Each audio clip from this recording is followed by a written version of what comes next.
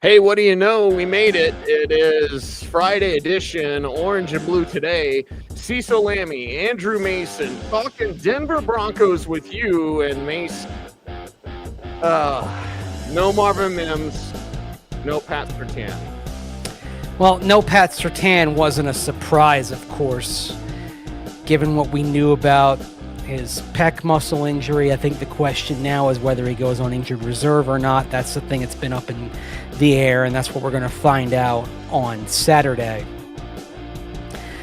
And that'll tell us just how long he's going to be out, whether he's back before the end of the month or you're going to be waiting until December. The hope was Marvin Mims Jr.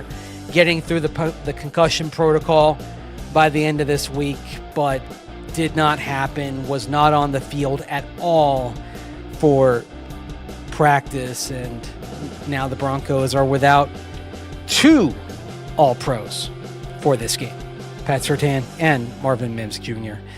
And unfortunately, that's going to put some constrictions on this offense and the various types of packages and possibilities that it has. Yeah, it's definitely going to be interesting without Marvin Mims. Let's start there, Mace, and offensively, but also on special teams. Do you have any clues or ideas or notions of what we'll see there as kick returners and punt returners? I know something Coach Rizzi, they always want to keep everything close to the vest, right? Like, okay, so we might see Riley Moss as a returner, but maybe not because he's your number one corner. Like, a lot of questions here for this Broncos special teams now. Maybe Riley Moss is just your punt catcher. I said on the air on Friday, Dover and Cecil, I said, this team needs a Jim Leonard or even Emmanuel Sanders. He did it once in a while, you know, where it's like, we're secure, we need this guy. Jim Leonard was perfect at that. Yeah, send him back there, and you just need somebody to catch the punt when necessary and know when to let it go when necessary, and that's it. You don't want him exposing himself to injury risk. That may well be the role for Riley Moss in this game. Kickoff returns are more interesting because this is where, you would assume that this opens the window perhaps for all of the running backs to be active for this game potentially, depending on how they choose to fill in at wide receiver, because there isn't really an apples to apples replacement for Marvin Mims Jr. among the wide receiving core. It's entirely possible that you may not see an elevation from the practice squad wide receivers, that it may just be, it's just Trent Sherfield getting a few more snaps, and maybe, for example, Troy Franklin getting those end arounds, because there isn't a practice squad wide receiver who has that kind of speed and shiftiness that Marvin Mims Jr. does. So could that mean, for example, that Jaleel McLaughlin is up, and maybe your kickoff returners for this game are Jaleel and RJ Harvey, or Jaleel and Tyler Bidet, perhaps? I mean, do you need Jaleel out there on kickoff returns? Because if you lose Marvin for this game, you need one guy who brings a dynamic element, and that guy's probably Jaleel. So that's a possibility. Remember, if you go by the depth chart straight up, the quote-unquote unofficial depth chart, Jaleel is the second-team kickoff returner behind Marvin. So if you went by that, presumably it would be Jaleel who would be up and would be the guy that you would be designing your kickoff returns to make sure you got him the ball and got him the opportunity to try to make a play back there. Yeah, I mean, there's only one Marvin Mims, Mace, but if there's someone that's close enough, I know you'll get that, close enough to Marvin, it is Jaleel. And strangely enough, honestly, I mentioned Troy Franklin, but if you skill set wise, even though he's a running back, skill set wise, the guy who actually is the most analogous to Marvin Mims Jr. on the roster is Jaleel, which is funny. Marvin Mims Jr. wears 19, and Jaleel is 2 times 19, 38. So. Okay, all right, I like that, and certainly Julia would welcome any sort of opportunity to help out. He's just that guy's just itching to play. Just only one game so far, and he had a drop on when he had the opportunity there in London, and then it was like, well, they had the drop, and all right, go back to the bench with you, and it was back to Tyler Bidet. So I'd really.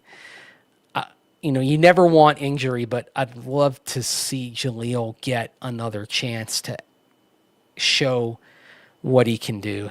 And frankly, I think his dynamic change of pace nature has been at times missed for the offense, and they haven't really made much use of Tyler Bidet. And that's the funny thing. Like once Bidet had that drop in week 1 there on the screen, it's like he's largely been forgotten too. Right. It's like Sean wants to use 2, and that's it. Maybe some more RJ Harvey, and it's just a couple of touches without Marvin. Maybe. Toss play, something like that. It won't be an end around. It's not like RJ's lining up at wide receiver, but maybe they go to more of a speed, quickness element, and maybe RJ Harvey, after his hat trick, has earned a little bit more. It's probably got to be driving the fantasy players crazy, isn't it? That J.K. Dobbins is getting all the yards, but R.J. Harvey's getting all the touchdowns. Yes. That he's right there leading the team in touchdowns with 5. I mean, it's craziness. But J.K. Dobbins, what is Dobbins' 3rd leading rusher, right, in the NFL? Yep, 3rd, heading into this week behind Jonathan Taylor and Cook. So, do you want a crazy stat of the day? Totally not a Broncos thing, but we wander from time to time, Mace. Sure. Derrick Henry is 72 yards short of matching his high school rushing total in the NFL. Wow. Yeah. He's a 12,000-yard rusher in high school. Whoa. That's insane. Insanity. So I saw that come up on, I think, Twitter, and I was like, oh, my God. So, sometimes statistically, we get some interesting things. They can measure him for his gold jacket now. Oh, yeah. Yeah.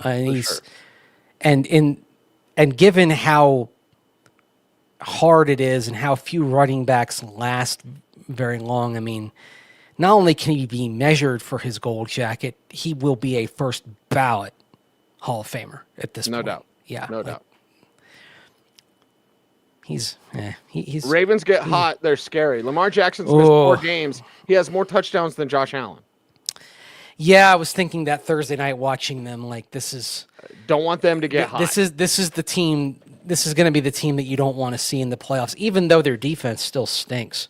Like I don't. Right. I mean, Miami. You shut down Miami. Big deal. Miami's terrible. Like, were you surprised that it was only Chris Greer that got ziggied on Friday? On October 31st, I was surprised. It was only their GM. Yeah. Mm-hmm.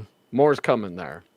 Yeah, I actually sort of get it that if you actually do that with the GM first, you start the search now, and perhaps you've got the GM in place when the season ends to start a head coaching search. Like this is actually like if you do it right, perhaps the GM is in place by the end of December, and you're kind of full speed for the GM to start working on on hiring the head coach or making a decision on Mike McDaniel and hiring the head coach rather than having the GM come in and like right after the season.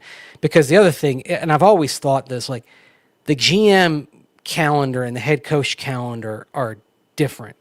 To me, the time to have a new GM should always be after the draft. I've always thought like you should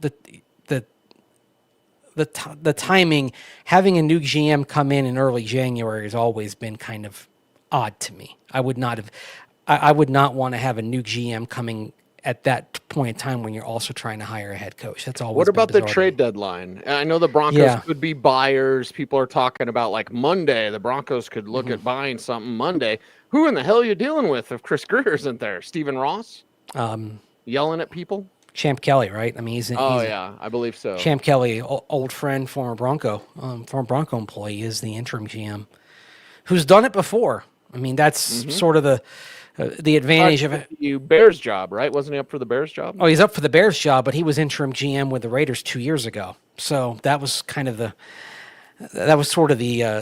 advantage for him is they had him around as senior personnel executive when things changed with the Raiders and they moved on from him after the season. And so kind of having somebody in-house like that who can kind of get you through a transition period, who's well connected around the league, that allows you to have somebody who can make those deals right then and there. So they're okay for being able to negotiate the trade deadline with Champ Kelly there. Like they've got a good set of hands there at the wheel. So they'll be okay. But the fact that you have someone new there, and this is another thing. If you had a GM who if Chris Greer had still been there, presumably he's a short timer. Like he might be trying to save his job, right? If you have an interim GM and he doesn't know, but like clearly ownership's charge to him will be to think long term, right? Like that's it. Like he knows what his job is. And by doing that, he can make deals and operate for the best interest of the team long term. He knows what the assignment is. And why that matters for the Broncos perhaps is the Dolphins sitting there at 2-7, terrible. They seem to be very much open for business here in terms of what they can do. Like this is it's something to think about for the Broncos here as they get to the trade deadline. You may want to take a look at what's available with Miami. I think suddenly they become a team that maybe is maybe not fire sale, but a team that you may want to reach out to perhaps if you want to make a deal between now and Tuesday. Yeah, we'll see how that goes. Even Adam Schefter, though, Mace, and we haven't talked about this much, so maybe we can wrap it if you'd like. Schefter had tweeted like, "Hey, teams are calling about wide receivers, Bills, somebody else, and the Broncos." And I was like, Yeah. Wide receiver? What? So yeah, I know Jalen Waddle has been a hot the Dolphins will trade Jalen Waddle. I don't believe the Broncos would trade for Jalen Waddle. Anything is possible. I just don't. I personally don't have wide receiver on my wish list for the trade deadline. If you traded for Jalen Waddle, I imagine a receiver would be going back as part of the deal. Yes. Like if you traded for Jalen Waddle, probably I would imagine like Troy Franklin's going back as part of the deal. It'd be Troy Franklin and a draft pick, or in that type of deal. That's a significant trade. Yeah. And like that's like I don't put it this way. Given how they think of Pat Bryant, I don't think Pat Bryant's going in that deal. No. Like I think the most likely receiver trade would be Troy Franklin, and that's interesting. I mean, Franklin's having a good year. Like, do you really want to do that? And does that fit the Broncos roster construction? Does that fit Sean Payton's roster construction style?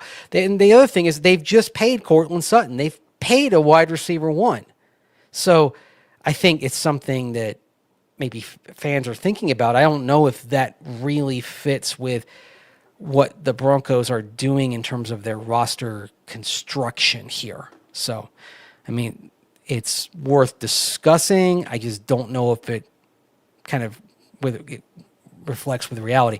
I saw something about that connected the Broncos with Bradley Chubb, which I'm like, the Broncos trading for an edge. That is like, whoever put that out does not know the Broncos roster at all. Like I thought that was ludicrous. Hey, I think the Broncos need a pass rusher, everybody. George Payton's got him falling out of his pockets. Like, I mean, they have right now. They have too many they have a pass rusher who can't get on the Robinson field can't see the field. when the other guys are healthy. Like it's like what's going on here, people? Ridiculousness. Yeah. So anyway, thank you for coming to my TED Talk. So anyway, Well, we're about halfway through, maybe a little less or a little more, I should say, of our Friday show, Orange and Blue Today. I got to pick Mace's brain about some stuff. We got a great Garrett Bowles clip to play. But first, a word from our sponsor. Today's episode of Orange and Blue Today is presented by Ramos Law, the official injury law firm partner of the Denver Broncos. Ramos Law was founded by Dr. Joseph Ramos, an attorney and ER doctor, to provide exceptional care to those injured in accidents. With a unique understanding of both medicine and law, the Ramos Law team is built to fight for you every step of the way.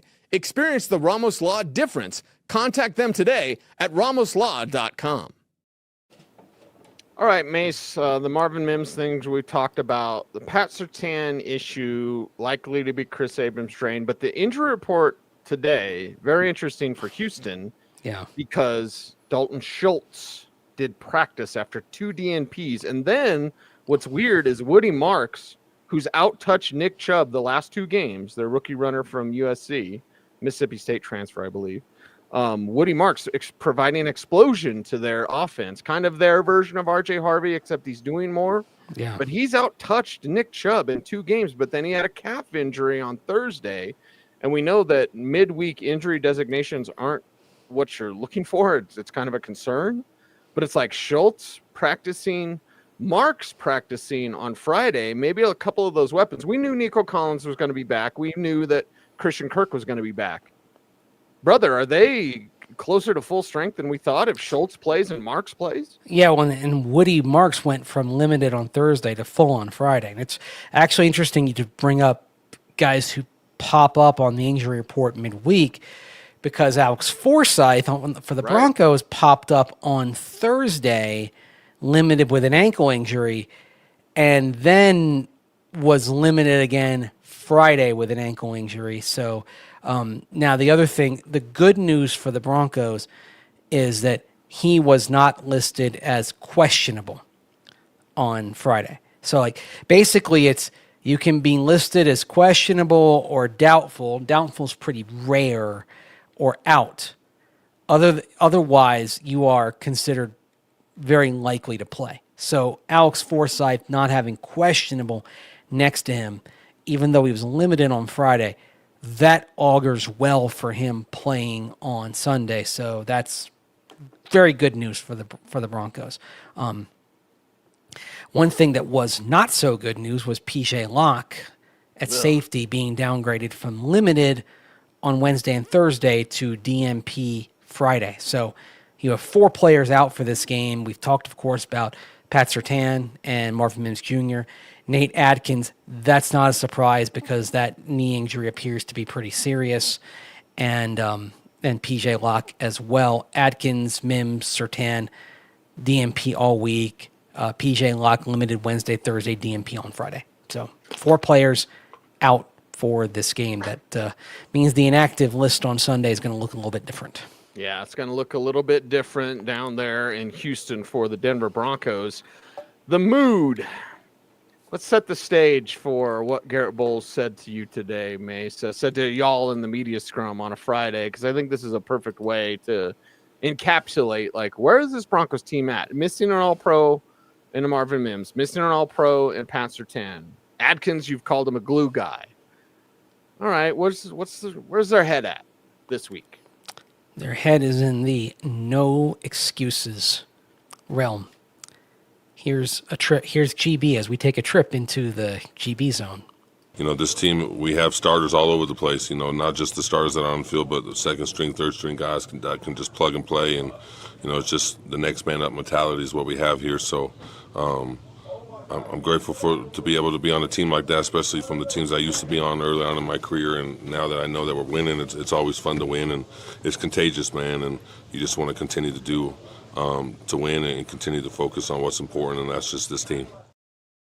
I love that. The teams he was on earlier in his career. Why don't every Friday we go the GB zone, man. I mean, what are you saying, GB? Like, are you saying the teams earlier in your career didn't have depth? They didn't. Like, yeah, you saying your teams before earlier in your career weren't really teams? I mean, this team is together. We've talked about that before. Yeah. It was different, like different mindset. I mean, the first teams that Garrett Bowles were on, you had guys that were left over from Super Bowl 50. So you had guys that knew how to win, but at the same time, the decline of the team was tough on those guys.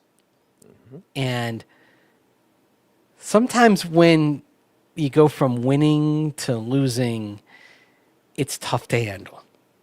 And I think it was tough to handle for those guys, for some of those guys. Like, oh, yeah. Yeah. To deal with going from being the butt kickers to having your butt kicked and then having to figure your way out of that. And then you go through the years where the losing accumulates. And it's actually, we talked about Miami earlier in the show. To me, 70-20 in retrospect is probably, in terms of like an on-field result, the low point. You, of course, have the no quarterback game in the COVID year of 2020. That is another it's an embarrassing low point for the Very franchise. So. Yeah. But I'd say in terms of a moment where just like rock bottom in terms of you had to hit this point before you could really start climbing back up. And you kind of went down, down, down. You had the Hackett year, you had the Christmas Day massacre, and then you had to hit 70 on the board. Literally no team had allowed 70 in a game in nearly 57 years of NFL football. I mean, I can still recall how the press conference room was next to the locker room, and you could hear Sean Payton yelling at the team from next door. And like all of us we knew we could hear, and all of us got like really quiet just so we could hear him yelling at the team. I mean, I was curious how he'd react. Like, are you gonna, are you gonna chew the team out? Are you gonna, say nothing? But like, he just let him have it. And like from that point forward, now you look back and kind of that you had to hit that moment before you could start the climb back. And now here we are. This team has won 5 in a row for the first time since the 2015-2016 seasons, the winning streak that went from the end of the 2015 season through the playoffs through starting 4-0 in 2016. So it's the longest winning streak since then. They're 6-2 for the first time since 2016, start of that year.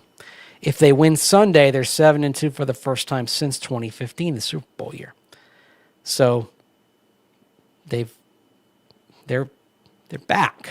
Like, they're back, they're relevant. And so now you see an attitude permeating through the locker room that, all right, we have these big losses that we're dealing with, but that's not an excuse. We can win this. Nick Bonito, we'll play a comment from Nick Bonito here on Wednesday about how I asked him about how like this team, they've dealt with adversity this year and they've won different types of games. They've won last week where it was kind of even though Dallas didn't really keep up, but it was a shootout type of game last week. They've won the game against the Giants where they had to scramble back at the end after playing 3 crap quarters. They've won the slow-paced, ugly games against Tennessee, against the Jets. Point being, in getting to 6-2, this team has won a lot of different ways already. It's not like it has to have one style of football to win. And so it's something that I've mentioned this to Nick Benito, and here's what he said when I brought this up to him. Yeah, 100%. I mean, and he says it all the time, and Joe Vitt, they specifically handpicked this team to where we want to be right now. It's been in the process for years now, and we got it to where we want to be, but we're not there yet, but we got guys in the locker room who know how to win and, want to win. So it's exciting to see for sure. Think about that. So Sean Payton and Joe Vitt, this is his assistant head coach, and Joe Vitt was around him in New Orleans as well. Like, hand-picking this team to be able to win the types of games they've been winning, to be able to come back and win in Philadelphia, to come back and win against the Giants, to be able to find a way against the Jets when your offense just is non-existent. Your offense played like crap. Putrid. Yeah, putrid. Like, they're 6-2. They're a couple of plays from 8-0. You could also say they're a couple of plays, couple of calls that from 4-4, right? I mean, Yeah. So they're on the knife's edge a little bit, but that's life in the NFL. Everybody. Yeah. But I thought that was interesting. Handpicked that's a message that Sean Payton is conveying to his team, that like, all of y'all are here for a reason.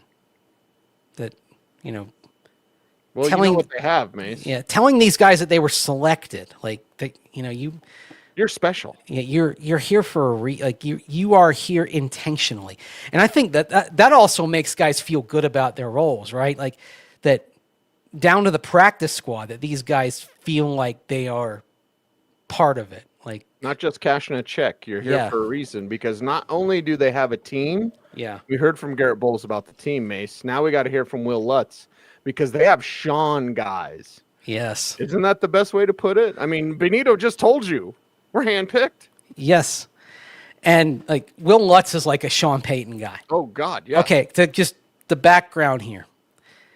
Sean Payton, in his first 9 seasons as Saints head coach, 06 through 15 minus the year that he was suspended, Sean Payton had 10 kickers in 9 seasons. Then he trades for Will Lutz at the end of the 2016 preseason. Aside from the year when Will Lutz was injured, Will's the only kicker he's had since then. And it's funny, and as Will joked about, his worst season, 2022, was the year that Sean Payton wasn't his head coach. He doesn't think that was a coincidence either. So he talked about, I asked him about that, and then he mentioned, playing for Sean Payton. So then I asked Will about kind of, what does it take to play for Sean Payton? Here's Will's answer. What does it take to work under him? That's a deep question. I think you got to trust yourself, one. You got to understand his approach to the game.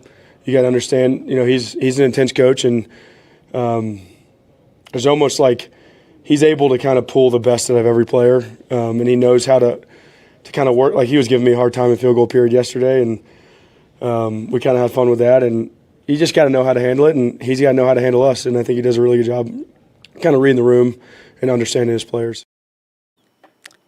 So he's not for everybody. No. And that's part of it, like figuring out which guys are going to work here and which guys aren't. And then the right guys stick.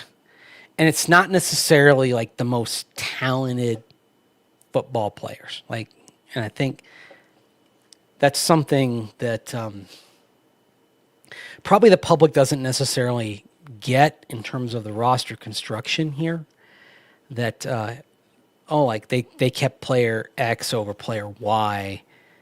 Well, maybe player Y looked better, but they're keeping player X because of the fit, and player X because they feel like they're better, frankly, probably better dealing with the coach. I would say, for example, Will talked about Sean Payton kind of giving him a little grief on Wednesday when they were doing field goal and throwing some stuff at him. Think about with Jeremy Crawshaw, the punter, and how they started throwing some different stuff at him, like they'd stop practice, have him punt, like to kind of figure it out. And then Crawshaw, it's like all of a sudden, okay, the glitch got fixed. Jeremy Crawshaw might be the last punter Sean Payton has. Kind of like he had Thomas Morstead forever in New Orleans, right? Mm-hmm.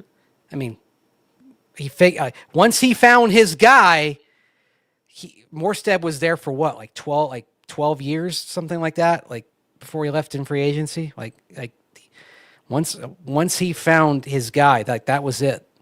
Once he found Will Lutz, that was it.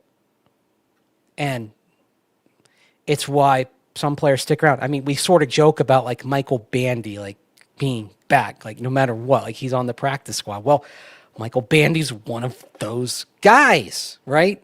And he's on the practice squad. I mean, we might be looking at Michael Bandy and A.T. Perry being on the practice squad forever.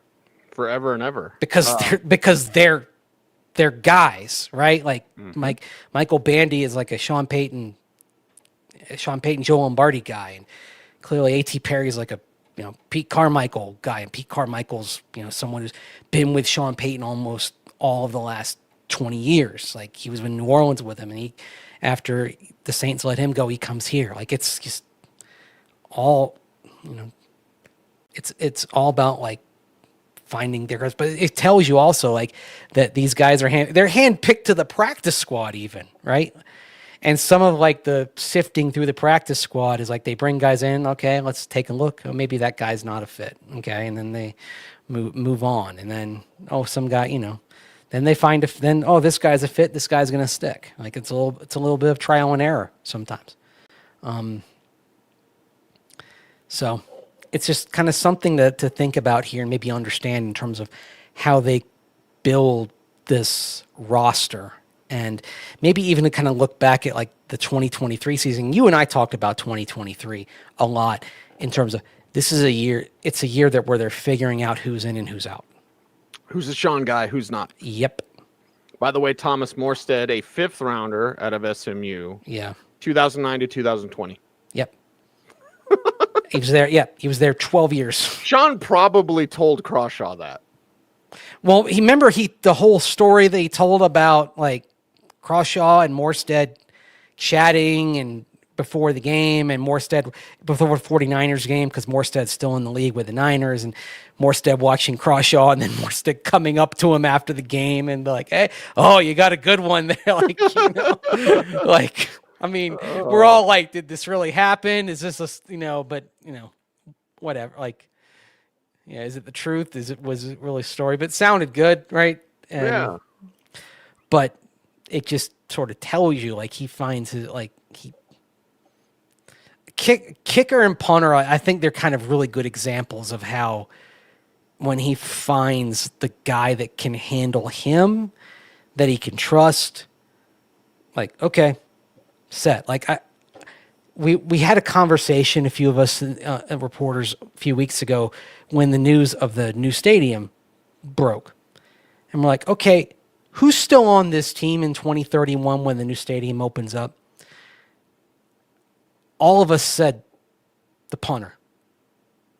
It was after, and this was only after like one game, but it was like, okay, he seemed like he'd figured it out. And we all kind of said, okay, Crawshaw's going to probably still be here, because it just seemed like he fixed it.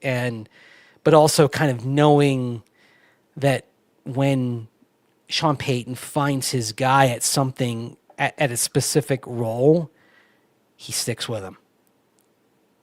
And it may well be that case with Crawshaw. We certainly see it with Will Lutz. I mean, I would think Mitchell Fraboni probably is becoming that guy at long snapper as well. Like, just trust him. All right, you stick with him. It's why, they re-signed Adam Troutman after, when his contract expired. Like, I think wouldn't be surprised if they re-signed Adam Troutman again this coming off season, right? Like, it's just, he's one of those guys. I think Nate Atkins, I mean, he's become one. And he does so many of the little things. It's why I'm concerned about them replacing him because he, again, like I said, glue guy, and he does so. He's involved in so many packages. He's involved in special teams as well. Like he's under the radar, going to be a tough guy to replace because of how involved he is, and he'd become one of those Sean Payton guys. So,